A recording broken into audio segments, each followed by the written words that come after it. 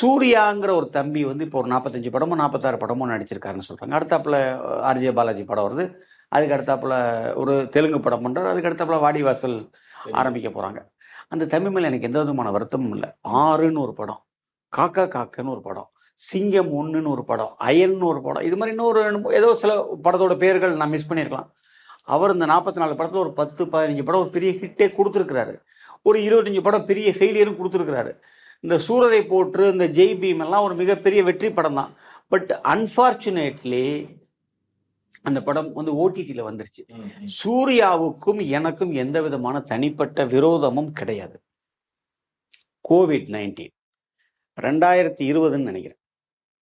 உலகமே ஸ்தம்பிச்சிருக்கு. India ஸ்தம்பிச்சிருக்கு. Tamil Nadu ஸ்தம்பிச்சிருக்கு. Theatre, cinema எந்த விதமான வர்த்தகமும் இல்ல.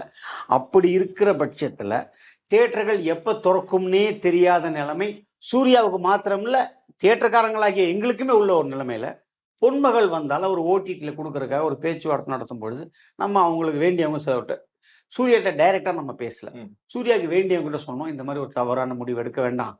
எல்லாரும் சேர்ந்து ஒரு பயணம் பண்ணும் பொழுது நான் மட்டும் குதிச்சு தப்பிச்சிருவேன்னு நினைச்சு போறதுங்கிறது ஒரு நல்ல ஒரு எல்லாரும் சேர்ந்து அப்படியே ஒரு மாதிரி பயணம் பண்ணா தப்பிச்சிடலாம். அந்த ஒரு தவறான முடிவு எடுக்காதீங்க அப்படின்னு சொல்லி நம்ம அதை அவங்களுக்கு சூர்யாவுடைய நாலேஜுக்கே ரீச் ஆகணுன்றதுக்காக நம்ம தெரியப்படுத்துறோம்.